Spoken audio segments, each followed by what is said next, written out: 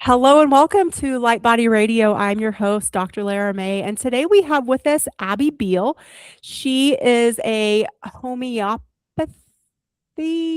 specialist. I'll clarify Sorry. when I get going. Go ahead. Okay.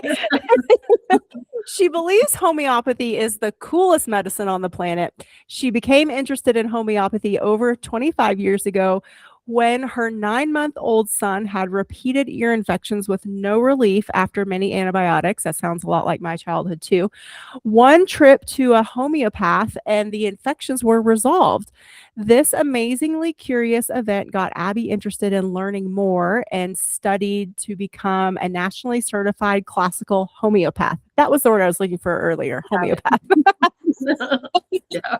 Because of her love for homeopathy, Abby became the lead author of a wonderful book called Homeopath Primer, Getting Started with Homeopathy, that helps people learn how to use homeopathy at home for acute ailments. And we'll talk about that website at the end, but it's homeopathyprimer.com. So welcome so much, Abby. Such a pleasure to be here, Dr. Lara. Thank you so much for having me. Sure. So your bio talks a little bit about your story and how you got started, but tell us more. I'm really curious. I think so many people, I grew up in the southeastern part of the country in East Tennessee, but there's lots of places in our country where it's beautiful, things bloom a lot, but with that comes allergies. And or it's humid all the time, and so you might have mold issues. And I think this drives a lot of inflammation and chronic sinus infections and those types of things that Western medicine just isn't good at addressing. And the solution from them are those chronic antibiotics. So let's talk about that piece of your story first, I think. So I think with my son, in hindsight, and I'm not sure where you believe on this, but I think it has more to do with vaccinations. I've just seen this in my practice that kids that have been vaccinated tend to have more ear infections and more upper respiratory infections than those that haven't. I didn't know it back then, though. I had no idea. So, I have a 9-month-old first-time mom. He got sick for the first time. I'm like, okay, why does he have an ear infection? I don't know, but we need to do something.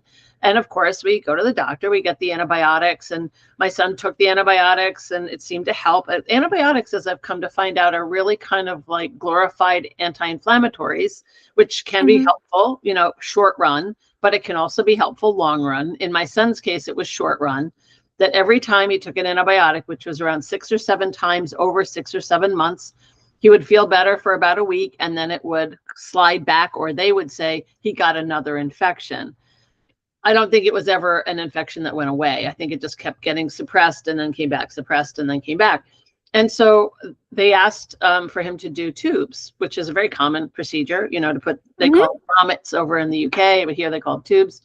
And as a mom, it's like, I don't want my son to have surgery. Like, there's got to be something else, So I started looking around and asked my mom, even, who got into natural health late in life. And I said, can you tell me, what would you do if this was your kid? And she said, I would take him to a homeopath. And I said, a homo what? I had no idea. I'd never heard of a homeopath before. I didn't know what they did, didn't know what, where they were, how to find one. And this was before the internet in the mid 90s. So I had to look in, the yellow pages that we have, remember those directories, right?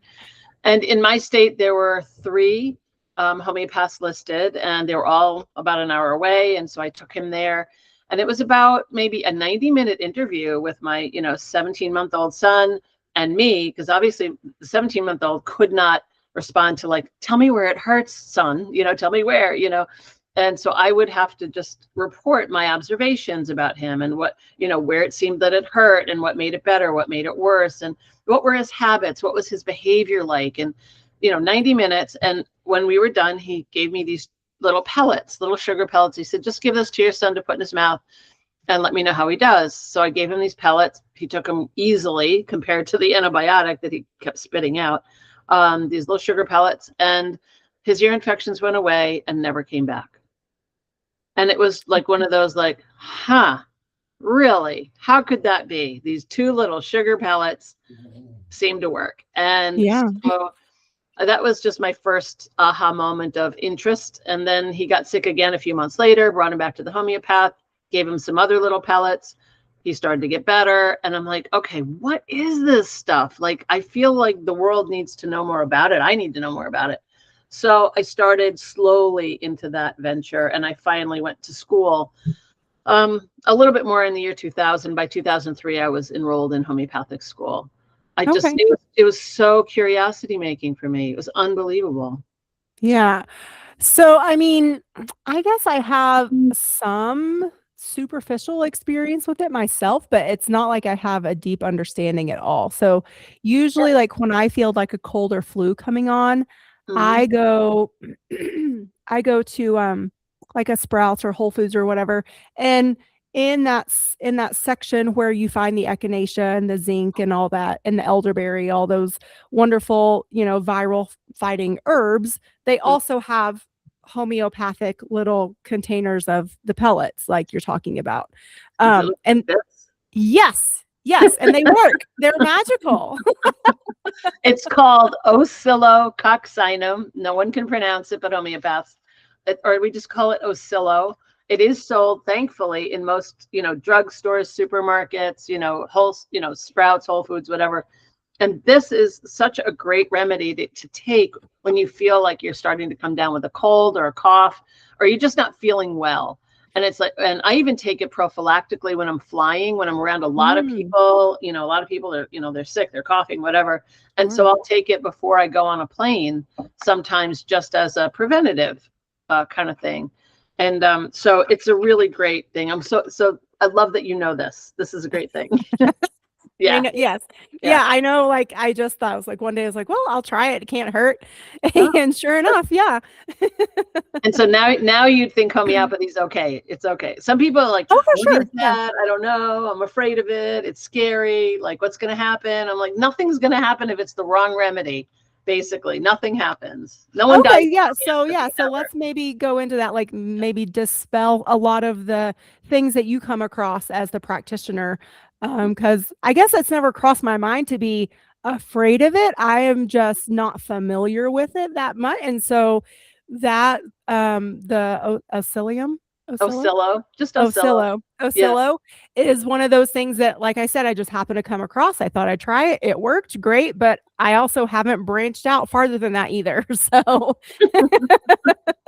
So I can tell you there's a lot to branch out on for home treatment, to treat oneself, your family at home for acute situations. So acute means not adorable, but acute means like things that come on suddenly, like, you get stung by a bee, or you fall down and you bruise your knee, or you had a car accident, or you have a stomach bug, or you have, I don't know, a shoulder that's really painful or something like that.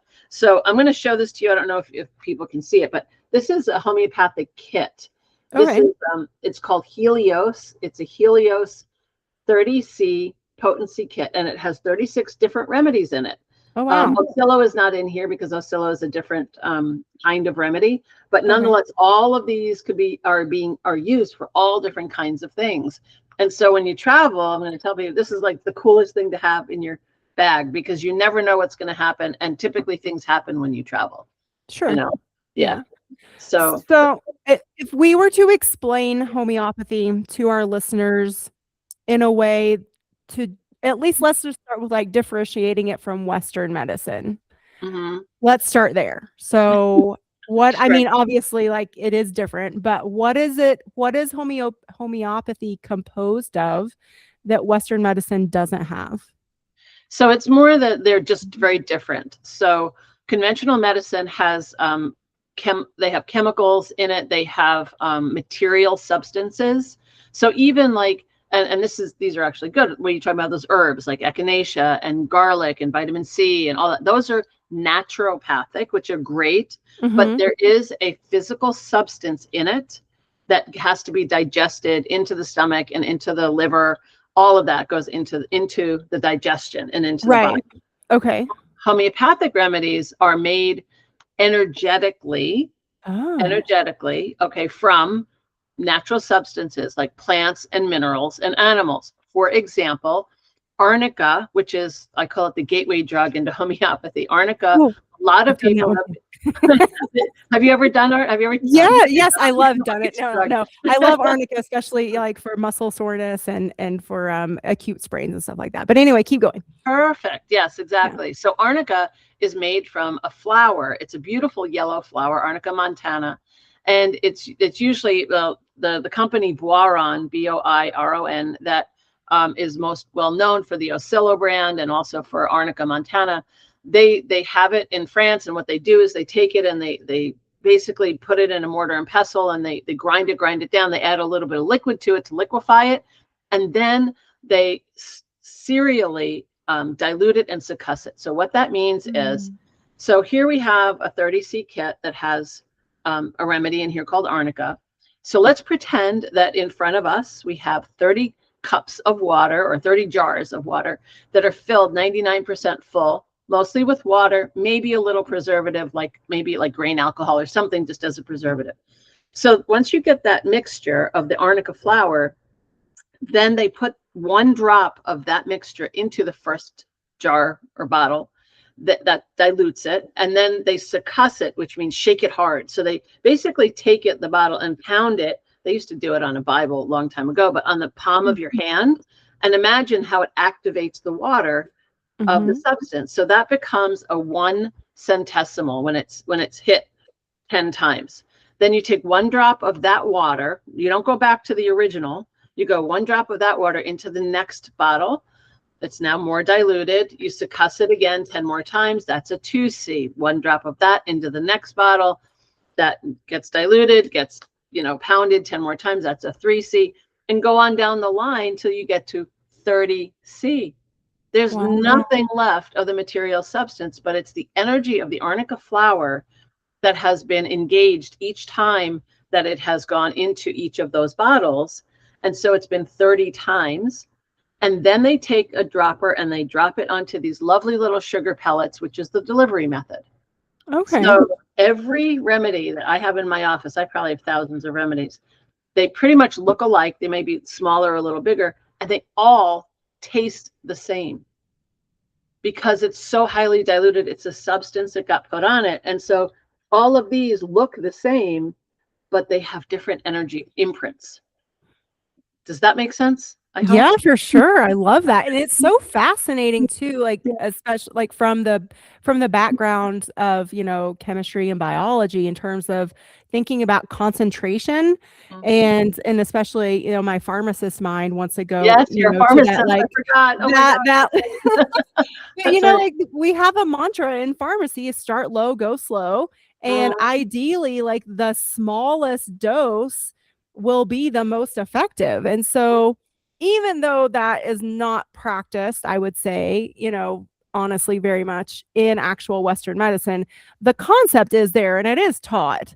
But I think it's so fascinating that homeopathy sort of takes this, and instead of like allopathic medicine, takes it up to how we study drugs in terms of figuring out the lethal dose, like the absolute max to, actually take someone out of existence, versus homeopathy is like dilute, and it is yet still so effective. That's fascinating to me. Yeah, me too. I love it. Cool. Yeah, it's very cool. I like the low and slow too, because there are other potencies that you can get at a local store, 6C, 12C, or 30C. So sometimes just having a 6C at home means it's only been diluted and succussed 6 times, in that process. It still doesn't have any material substance, but it has more than a 12 and more than a 30. Gotcha. And so you just have to give it more often. It's just a difference in dosing, but it's still very useful. So fascinating. Yeah. And so I would imagine too that there are each of in the kit that you showed, are each one of those a singular, let's say, compound or item? Yeah. They're not combinations of different things. No, these are not combinations at all. No, these are individual remedies, correct? Yeah, they each have a different name. They're from different things.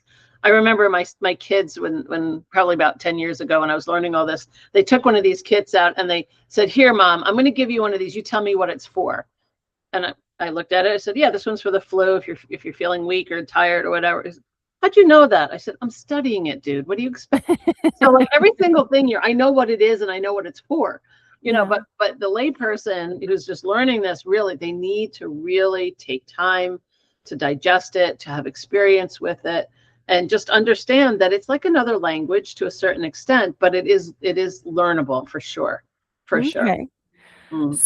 So then how, when you have like a client session and you're doing, that assessment or interview, how does that work? And in terms of determining the path moving forward with what you decide, which remedies to start them off, or and again, like, will there be just one, or is there going to be a combination? So you're talking about chronic prescribing. So when someone comes to me, typically, or even acute. Or even an acute. So let's say I have a client that's coming to me because they have a flu. Let's say that's happening these days, right? Yeah. So they have a flu. I go through mentally, or the people who buy our book, the Homeopathy Primer book, it's called CLAMS. It's a process of going through these, this acronym. C is cause. What could have caused this flu? Is it overwork? Was it exposure? Getting chilled? Your daycare, your kid was in daycare, you got it from your kid, whatever. What was the cause of the illness? We want to know the location. That's L, the clams of clams. Where is it? Is it in your stomach? Are you having diarrhea? Do you have a headache? Do you have a sore throat? Like, we want to know all the places that you're feeling it exactly. Right side, left side, top, back, does it extend to your ear? Like, we want to know every location. Then we want to know, what are your additional symptoms? That's your A in clams. So if, let's say, you have a headache, but at the same time you're also light sensitive, or you have a stomach ache and you also have diarrhea. So you want to have, what else is happening besides that thing that you have? What are the additional symptoms? And then the next two are, I think, the most important. M is modalities. What makes you feel better and what makes you feel worse? Like, you want warm drinks or cold drinks? You want to lay down? You want to sit up? You want a fresh air? You want a warm room? You want a blanket? You want to be uncovered? Like, so many different things, and everyone experiences their illnesses uniquely and individually. It's very different. So that's really helpful, modalities. And then S is sensations. What does it feel like? Is it achy? Is it constricting? Is it stabbing? Is it dizzying? Is it, all the, what's the sensation of your pains? Burning, that's another one, burning. And so once you have all of that, then it builds a picture of remedies that can be then chosen based on all of those individualized things. Okay. So that's how I approach it. And this is how, so I run study groups, and I also have on our website, the Homeopathy Primer website, I've now incorporated people around the country that are interested in doing study groups with the book. So it's not just me doing them, other people are doing it, and they're teaching clams so that people can do it for themselves, for their families, for their pets. You can treat your pet who's having diarrhea or vomiting or whatever the same way that you can treat, a person. So okay. Yeah, clams is the way to go. All right, I love this. And so, well, and you mentioned before you explained that something about chronic illness or the approach to that. So how is that different? Because I feel like you were going to say something important there. No, it's just a differentiation. So basically, there's two ways that homeopathy can be used. One is acutely, which is you have a cold, a cough, a flu, a bee sting, whatever, that comes on suddenly. And then there's the chronic stuff. Like, I've had migraines my whole life, or my periods have been really bad, or I have, irritable bowel syndrome symptoms, or any of those kind of long-term things. That's a different picture, and that's really where my skills come in as a homeopath, because people come and then I look at their whole timeline from the time they were in their mother's womb all the way up till now, what's been imprinted on their lives, what has caused them to feel this way, what medications are they on, all the stuff. And then I get to put all the pieces of their life's puzzle together to come up with a remedy or a set of remedies that are going to help with their healing process. Beautiful. So if I had 10 people in front of me, or 5 people in front of me and said, they all have migraines, it's not like, okay, everyone, you take Motrin, everyone take Motrin. It's so individualized, because One person might like to lay down and have a cold compress. Another one said, I really need to sit up and I need to be having heat on me. And then another one would say, I'm ravenous when I have a headache. I just feel like I have to eat everything. And another one, believe it or not, says, I want to go for a run when I have a headache. It just makes me feel better. Exercise makes me feel better. So like each person, exhibits illness and symptoms so differently. And homeopathy can accommodate that when you know what you're looking for. Mm-hmm. Beautiful. So Yeah. cool. Yeah.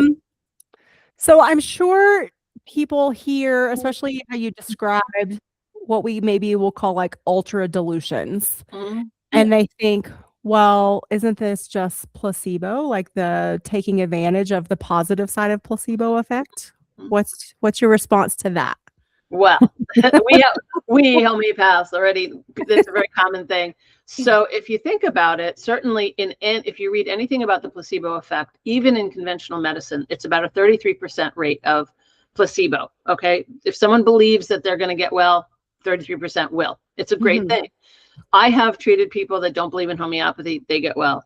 But what's more important is when we work with animals, when we work with infants and little children that don't know anything about what it is that they're being given, or in agriculture, there's such a thing as agrohomeopathy, and they're sprayed certain, substances depending on what the issues are, and they improve. So it's not placebo, especially in those cases. I do believe there may be some placebo, but I also know that with this energy medicine, it really doesn't matter because it's energy. As long as the energy of the substance matches the energy of the person, we're good. Like cures like. Okay, cool. Well, I think it's also important to remember that, I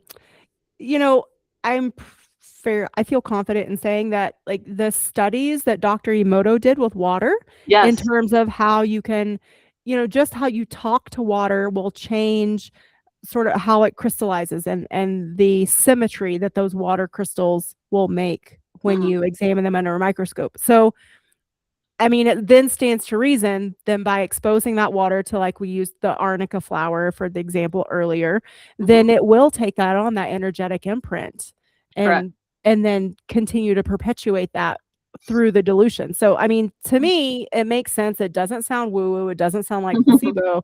It actually is a scientific process. Yes. So it's just a matter of like, are you willing to accept this is actually a scientific process?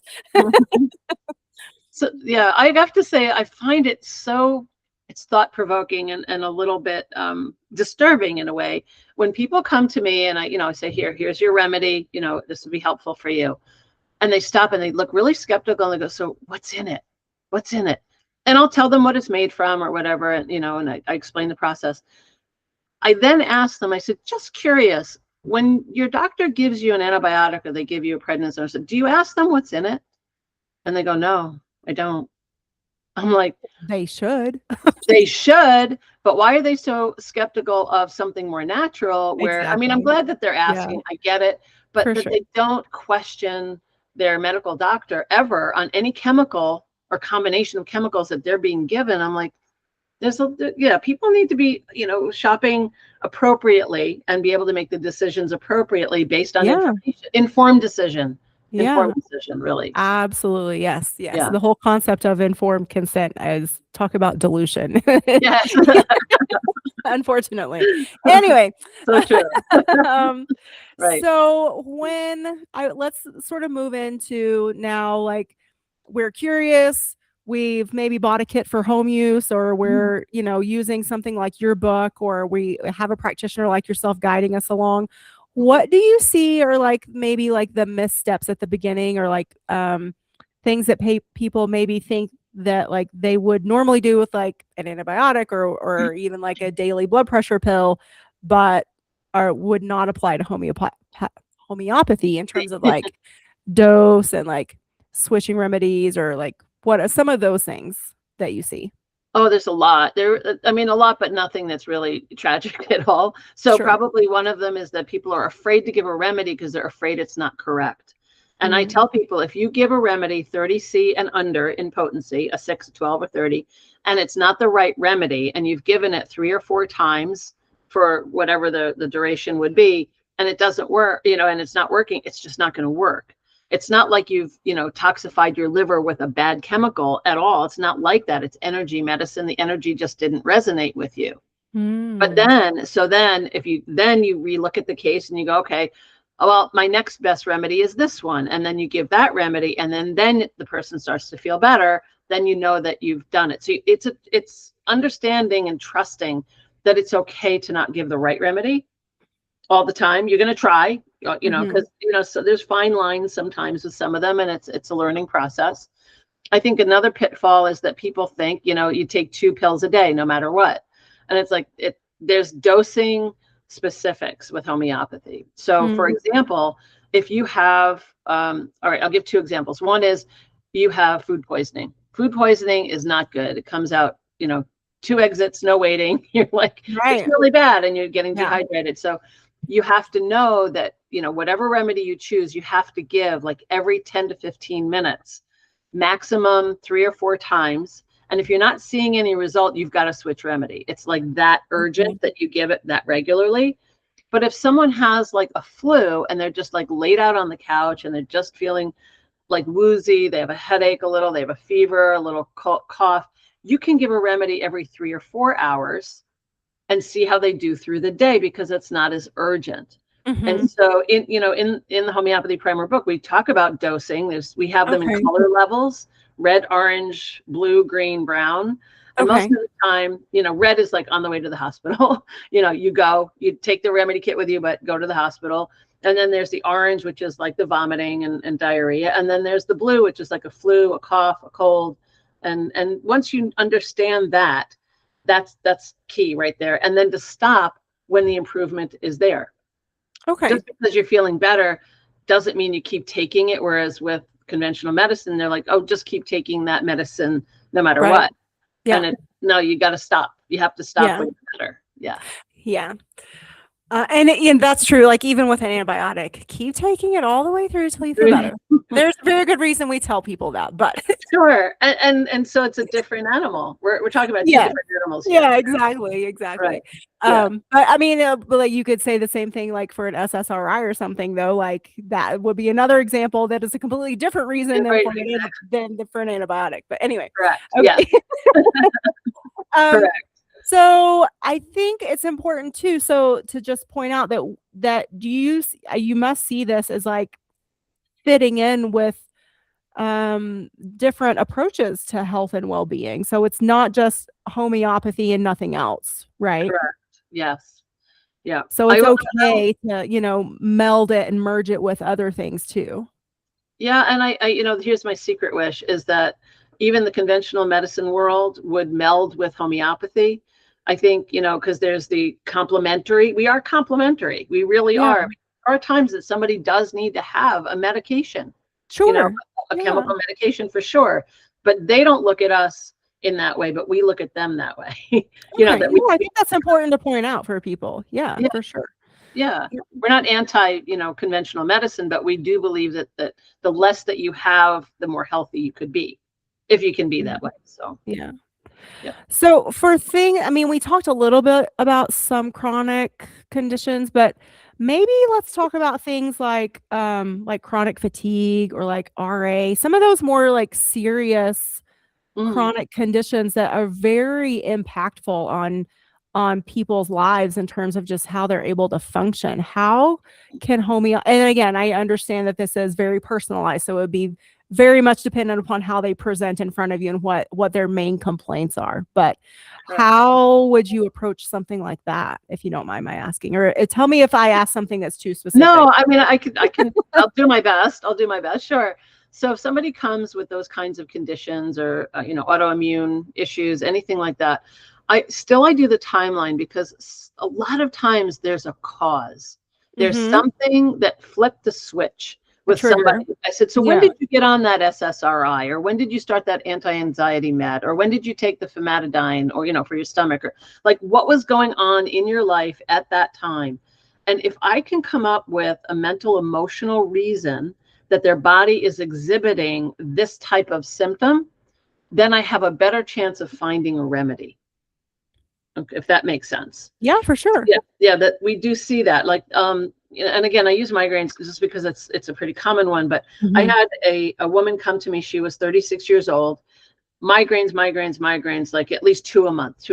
And she's had them since she was 12. So the question I always want to ask, and I get to it in the interview, is, so tell me what was happening in your life when you were 12, if you remember. And she said to me, I don't know. I was in school, blah, blah. And she, my grandmother died. And I said to her, what was your relationship with your grandmother? She was my world. She was like my best friend. And I miss her. I even miss her now, and you can even see a little tear perhaps coming from the client's face. And so immediately I'm looking for grief remedies for her, grief remedies that match her head symptoms. Oh, interesting. Okay, so Yeah. there's emotional remedies as well. Oh, okay, cool. Yeah. Let's talk more about that, because Yeah. I'm, of course, just thinking, like the migraine, the sinus infection, like, whatever, all those, like, I guess, Western medicine diagnoses are floating through my head. So, Right. And we don't need a diagnosis. That's the good thing with homeopathy. We don't need a diagnosis. We just need the symptoms. beautiful. Yeah. Yeah. Well, But and that's kind of similar to functional medicine too. When I mentor other pharmacists and they're often worried about, well, I'm not allowed to quote unquote practice medicine. And I tell them, like, well, you're not practicing medicine according to the way the law defines it. People are already coming to us as functional medicine practitioners with diagnoses from their allopathic physician. right. We're here to uncover that root cause. And I would say homeopathy sounds very similar to that. Like, we don't care what your diagnosis is. We want to know about, again, what you said, symptoms. And then, of course, functional medicine goes down a different path. But sorry, keep going. I interrupted you. No, I love this. I love that you and I are in sync in this. You like, I'm loving this. This is great. So another thing that I look for are the things in their timeline that have been imprinted on them. So not all homeopaths do this method that I have come to learn over the past 4 years. It's called human chemistry. And so I use homeopathy in the way that I was taught, and I look for what we call the constitutional remedy, that one remedy for the person for all of their symptoms and all their mental, emotional stuff. And at the same time, I work on trying to de-imprint, using homeopathic remedies, things that could have been imprinted on their system. For example, women especially a lot of them have taken birth control pills, and for rightful reasons, but ultimately it has kind of messed up their endocrine systems. Oh, for sure. Yeah. And so by de-imprinting birth control pills using homeopathic medicine, it helps to right the endocrine system. Oh, cool. So I love that. Yeah. It's a different way. It's a different approach. Not all homeopaths do this, but I'm finding it really, really cool and very useful. Yeah. Yeah. Birth control is one of those conundrums where I am so grateful for it. And I'm so happy that it's out there and available. And so many, so many women can have that autonomy of choice in their life. But yeah, it wreaks havoc on our endocrine systems for sure. And we start it so young these days, so young. And we are on it for so long. So long. Right. So yeah, it's like I said, it's a conundrum. So I love that there is this approach that so you don't have to necessarily release the birth control if you don't want to as a woman, but you can still help rebalance your system. Yeah. So a person would to really do the rebalancing, it would be after they're not on birth control anymore, because you're trying to de-imprint something that's currently being imprinted. Oh, okay. Yeah. So ideally you would release it. You would release it. You'd want for birth control. But like there's very commonly is, people have had a lot of antibiotics in their life, which is also an effect on their microbiome. And their microbiome obviously is the seat of health. And so if we can help with that piece, then we do, using a remedy called polyantibiotics. So those are not available for the regular public. And know that this kit that I'm talking about is like what we call, let's just get started doing homeopathy at home. You don't have to do the complicated stuff that I do, but I just want people to know about it and to say the word homeopathy and to be able to feel like they could treat themselves at home if needed for little things, Yeah, sorry, I don't know if you can hear that, Mike. No, I can't. Okay, what is it? Oh, my cat was trying to jump up on the back of the piano. She completely fell off. Is she okay? But yeah, she's fine. But then the dogs are like, "Oh, cat on the ground!" Rah. Oh, I A can't little hear any of it. commotion. It's Can't hear any of it. beautiful. Yeah. Anyway, so, but I think I would imagine then there's probably talking about this imprint concept. One could maybe also say the same thing for a variety of mental health medications. Like I think a lot of people go through periods in their life and they're put on antidepressants, SSRIs, SNRIs, different things, maybe benzos for anxiety, whatever. Yeah. And then they feel like, okay, well, I'm not in that period. I'm ready to move on. I don't necessarily feel like this is appropriate for me anymore. They want help getting off. Mm-hmm. Is there a homeopathic remedy to also help with that? Well, I'm going to call it an imprint because you use that word. Is that an appropriate way to use that word? That's how I call it. Yeah. Okay. Yeah. And so there is a methodology that is being used to help people as long as they're in touch with their medical doctor. Right. Exactly. The one that is prescribed the medication has to know that the person is looking to wean slowly down. But slow is really, really, really important. And there's no rush to do it. But there are homeopathic remedies, like we have Wellbutrin, or I can't think of the other ones. The SSRIs that we have them in homeopathic form, so we can give them in a dropper form. So this way, they take their medicine. It's being slowly weaned down, but they get the homeopathic version every day, which helps and aids the body as it slowly weans down. And so depending on how long they've been on it is how long they're going to wean down. Yeah, beautiful. And I've done this with physicians too, like so that, oftentimes, even in the hospital environment, physicians will contact the pharmacist and ask questions like, oh, okay, this client or this patient actually does want to, and they're ready. Could you help me figure out how to help them start weaning off? And, so yes, absolutely. You never want to do this on your own. Always do it medically supervised, for sure. But it's lovely and encouraging to know that there is also another support mechanism through homeopathy that can also help. I love knowing that. Yeah. Not only, for future clients I might come across, but also I'm sure our listeners will feel much comfort in hearing that this is out there and available. Yeah, it definitely is. Not every practitioner knows about it, but there's definitely more and more that are, slowly but surely. Here in the States, definitely more over in the Netherlands, which is where it came from, and over in Europe. But definitely here, there's more and more people that are using it. Cool. Yeah. So I think that's also maybe something helpful to point out or maybe outline, like where, and obviously we've already talked about some of them, like where is the line between toe dabbling for home use versus having that homeopathic practitioner to guide you through different pathways? So where I started was with my son going to this homeopath. And then after a few years, I said, you know what? I want to get treated homeopathically. I want to see what this is all about myself. And so I got myself a homeopath. I started with the guy that was working with my son, and then he ended up going out of business, or just, he was retiring. So I had to find someone else, and I found someone else, and I worked with her for me and my family together chronically for chronic stuff. And that's when I also started to learn about it acutely on my own.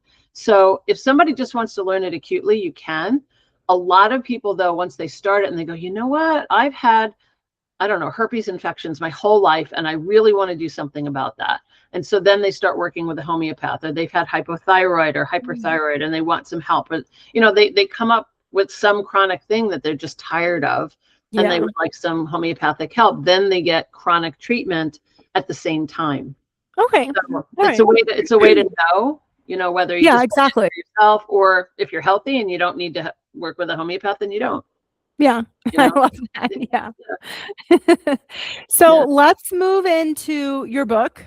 Oh, and I also am curious about the groups you were talking about, the study groups, I think you said. So tell us about both of those things. Oh, I would love to. This is this book was made with 35 other contributors. It's called Homeopathy Primer, Getting Started with Homeopathy. And it's like a homeopathic medical textbook. There are a lot of great beginner books. And I'll tell you, my first beginner book was Homeopathy for Infants and Children by Dana Ullman. It was like my Bible when my kids were little, taught me so much about homeopathy. And so I know there's some really great books out there. And so the goal of this book was really to be like a one-stop shop for people. And so, like, let's say, I don't know, you have period pain. So there are 100 of these comparison charts. Oh, wow. There. And so here for menstruation issues, there are 5 remedies that are listed here. We can have up to 7 in a chart. And most of the remedies are based on this 30-seed kit for the most part. But there's a total of 128 remedies mentioned in the book. So it's just, there's just so much in here. And we include things like, you know, when do you know it's an emergency? When do you have to go to the hospital? Or when should you get healthcare, go to your healthcare professional? Right. Or what are some other supportive things you can do for like a UTI or for fevers, you know, just other naturopathic, holistic things. Because so many people are not medically trained and they just know they have this thing. And so what we tried to do is to try to walk people through symptoms and to understand when it's serious, when you need a doctor, when you can just do stuff at home, and the remedies that you could choose. I love this too, because it sounds really empowering. And that is one of the reasons I started this whole adventure of podcasting was because I wanted to empower people to take control of their own health. Yeah. I mean, I am very grateful for allopathic medicine. And especially, you know, with my career within that field. Yeah. However, I have seen such it seems in some ways so disempowering with the dynamic of, you know, the way patients are told, you know, like, just do what your doctor says. Again, like that whole concept of informed consent has, to me, like really sort of gone out the window since around, you know, the time of the pandemic, and that's a whole nother ball of wax, but still, like, I just feel like people are yearning for more information. They want to feel like they have more control and more autonomy. And why not? So let's give them that. Let's give them tools. Let's teach them in things like your book and other, you know, books out there that make things approachable and understandable at the layman level, so you don't have to have, you know, a degree in medicine or advanced chemistry or whatever in order to understand it. So well, thank you for writing the book. That's amazing. I'm excited to get my hands on it too, actually. So it was me and 35 other contributors that put it all. So it was me and other homeopaths, student homeopaths, and experienced home users that all contributed content to this book. And then it was mostly my doing with an assistant that put it together in this format. And so I'm the voice of the book, but there were so many other people that were involved, which is great because it wasn't just my brain in there. There's a lot of other people. And I learned so much from doing this project. I've learned how to be a really good acute prescriber. It's really cool. Very cool. Cool. And so then you talked about these small groups that you're doing within that context. So what is that? What does that look like? So I currently am running 3 study groups. I have one that's a beginner group. We've met twice and we're just starting about, you know, what's homeopathy or how to do clams, that kind of thing. And then I have another group that's in their 2nd year. We've already done the 1st year and we're continuing and learning different sections of the book and learning more remedies. And then I have another group that's like a 6-year group. It's amazing. And it's the advanced group and they're fantastic. And we work with a software program and we, you know, it's different high level stuff. So, but on the website, homeopathyprimer.com, we have now under resources, study groups, and any of the people who are interested or are doing study groups online or in person, I've listed them on the website. I just want them to be there so people can contact them if they want to learn from them. You know, they want to check out who they are, if they want to join a group. So I hope people will go to the website and look for study groups, a study group to join. Some of them are only 3 months long, mine are a full year long. Everybody does it differently. And so, you know, sometimes it helps to be in a group. for sure. Right. Yeah, for sure. I mean, community discussions, Yes. again, like feeling like you're not alone Yeah. and navigating this all out there by yourself. So Yes, exactly. Yeah, it's nice. And then yeah. the stories that we tell, what I have people do in the beginning of every class is I say, so what are your questions and what are your stories? Meaning, did you use a remedy this month? Please tell us why. What did, what was the reason you gave it? What remedy did you give? Did it work? Did it not work? So everybody learns from stories. It's not just here are remedies, let's try them. It's more like, here's the story that goes with it. So cool. Yeah. So cool. Yeah. And I would say actually, allopathic and Western medicine does that too. They just call them case studies. Case studies. Yes, right. Case studies. And I only say that because I also feel like we need to build these bridges. Like you said, like like from your perspective, homeopathy accepts them, but it might not be the same in reverse. So I think it's important to, like, if we can build these bridges between these modalities, then we can really start helping people on so many different levels and really, have true health and wellness. Yeah. And not just a, like an abstract concept of, well, what does that even mean? Like actually have it and be living it. Isn't that the dream?